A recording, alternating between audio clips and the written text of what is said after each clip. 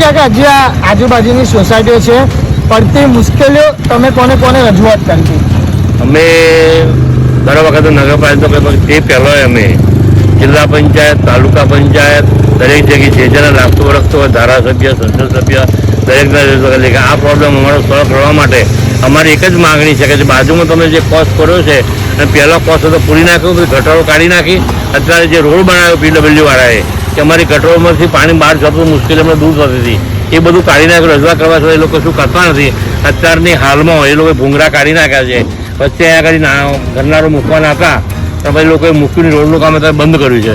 રોડનું કામ કરવામાં જો ભૂંગળા મૂકવામાં આવે તો અમારું આ પ્રોબ્લેમ સોલ્વ થઈ જાય. જો વધારે 2 થી 2.5 કલાક વરસાદ પડે તો ઘરમાં હેલિકોન સોસાયટી અમારી આગળ આવેલી છે એમાં તો પાણી ભરાઈ જ જાય ઘરમાં. જો 2.5 કલાક વરસાદ જો રહેતો આ પરિસ્થિતિ 10 વર્ષથી આના પરિસ્થિતિમાં છીએ.